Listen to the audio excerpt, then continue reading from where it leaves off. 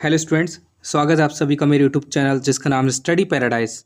आज के इस वीडियो में हम कक्षा 9वीं के हिंदी के मासिक मूल्यांकन जो कि अगस्त माह का है को हल करने वाले हैं। तो बने रही वीडियो के अंत तक। और यदि आपने मेरे चैनल स्टडी पैराडाइज को अब तक सब्सक्राइब नहीं किया है तो चैनल को सब्सक्राइब करें और बेल आइकन को ऑन करें ताकि आने वाले सभी वीडियोज़ के नोटिफिकेशन आपको मिल सकें।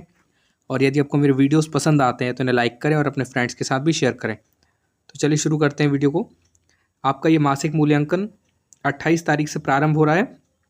कक्षा 9वीं में ये पहला पेपर है। ये 20 अंक का है और इसके लिए 1 घंटा निर्धारित है। तो हम आते हैं प्रश्नों के हल की ओर। हर प्रश्न के अंक उसके सामने लिखे हुए हैं, तो आप वहाँ से अंकों को देख सकते हैं। पहला प्रश्न है, सही विकल्प का चयन कर लिखिए। तो इसके अंतर्गत पहला प्रश्न है, झूरी के साले का क्या नाम था? ऑप्शन है मोती, सुरेश, गया या हीरा। तो झूरी के साले का नाम था गया। दूसरा प्रश्न है, झूरी ने दोनों बैलों को कहाँ भेज दिया? मौसी के घर, दादी के घर, ससुराल या नानी के घर।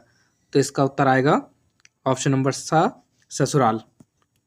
तीसरा सही विकल्प प्रश्न है, दो वर्णों के मेल से होने वाले परिवर्तन को क्या कहते हैं? संधि, समास, शब्द या वाक्य। तो दो वर्णों के मेल से होने वाली परिवर्तन को कहते हैं संधि। प्रश्न क्रमांक 2 है, सही जोड़ी का मिलान कर लिखिए। तो हमें यहाँ 2 स्तंभ दिए गए हैं, हमें दोनों स्तंभों में सही उत्तर को मिलाना है। तो पहला है त्रिफला। तो इसका उत्तर आएगा 3 फलों का समूह। इसको आप इसके सामने यहाँ लिख देंगे, सही उत्तर को आप सामने लिखेंगे।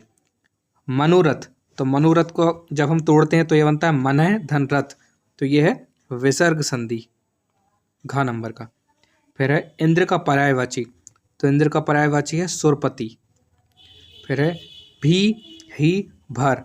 तो ये सभी हैं निपात शब्द, निपात शब्द हैं। फिर अगला है नैतिक का विलोम। तो नैतिक का विलोम है अनैतिक। आप इस तरह से लाइन नहीं खींचेंगे, आप सही उत्तर को स्तंभ आ के सही उत्तर को स्तंभ बा में आमने सामने लिखेंगे। अब आते हैं हम प्रश्नों के हल की ओर। तो प्रश्न क्रमांक 3 है, निपात शब्द क्या है? उदाहरण सहित लिखिए। तो निपात वे अव्यय जो किसी शब्द या पद के बाद लगकर उसके अर्थ में विशेष बल देते हैं, निपात कहलाते हैं। उदाहरण, रमेश केवल पढ़ रहा है, तुम ही नहीं आए। अगला प्रश्न है, संधि की परिभाषा एवं प्रकार लिखिए। तो संधि की परिभाषा है, दो शब्दों के योग से तथा पहले शब्द के अंतिम वर्ण तथा दूसरे शब्द के प्रथम वर्ण के मिलने पर जो परिवर्तन होता है उसे संधि कहते हैं। संधि 3 प्रकार की होती है, स्वर संधि, व्यंजन संधि, विसर्ग संधि। अगला प्रश्न है, मुहावरे एवं लोकोक्तियों में अंतर लिखिए। तो मुहावरे और लोकोक्ति में अंतर इस प्रकार है, मुहावरा और लोकोक्ति, इसका प्रयोग स्वतंत्र रूप से नहीं हो सकता है, लोकोक्ति में इसका प्रयोग स्वतंत्र रूप से हो सकता है।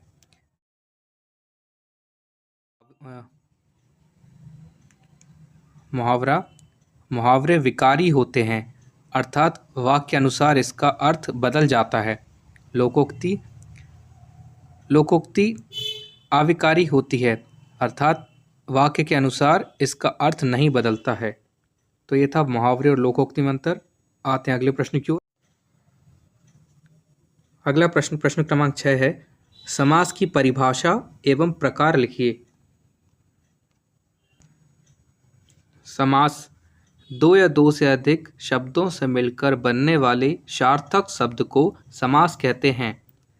समास के प्रकार, पहला है अव्ययी भाव समास, दूसरा है तत्पुरुष समास, तीसरा है कर्मधारय समास, चौथा है द्विगु समास, पांचवा है द्वंद्व समास और छठवां है बहुव्रीहि समास। यहाँ पर कुल समास के 6 प्रकार होते हैं। अब आते हैं अगले प्रश्न की ओर।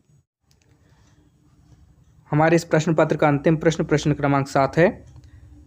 अपने विद्यालय के प्राचार्य को शाला शुल्क से मुक्ति हेतु आवेदन पत्र लिखिए, अथवा अपने परीक्षा परिणाम की जानकारी देते हुए अपने मित्र को पत्र लिखिए। ये 4 अंकों का प्रश्न है। हम शाला शुल्क से मुक्ति हेतु आवेदन पत्र लिखने जा रहे हैं।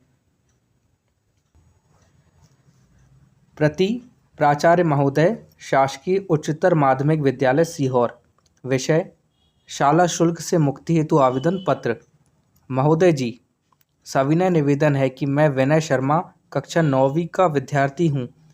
मैं आर्थिक रूप से कमज़ोर परिवार से हूँ और वर्तमान में मेरे परिवार की आर्थिक स्थिति बहुत ही दयनीय है। मेरे पिताजी मजदूरी करते हैं और हमारी पारिवारिक आय इतनी कम है कि शाला शुल्क का भुगतान करना हमारे लिए संभव नहीं है। मैं एक मेहनती छात्र हूँ और पढ़ाई में हमेशा अच्छा प्रदर्शन करता हूँ। यदि मुझे शाला शुल्क से मुक्ति दी जाती है तो यह मेरे परिवार के लिए बहुत बड़ी सहायता होगी और मैं अपनी पढ़ाई जारी रख सकूँगा। अतः आपसे विनम्र निवेदन है कि मेरी परिस्थिति को ध्यान में रखते हुए मुझे शाला शुल्क से मुक्ति प्रदान करें। मैं आपका सदा आभारी रहूँगा। धन्यवाद। भवदीय विनय शर्मा, कक्षा 9वीं। तो ये रहा हमारे संपूर्ण प्रश्न पत्र का हल। मैं आशा करता हूँ ये प्रश्न पत्र का हल आपको काफ़ी मददगार होगा। तो मिलते हैं अगले प्रश्न पत्र के हल के साथ अगली वीडियो में। वीडियो को अंत तक देखने के लिए धन्यवाद।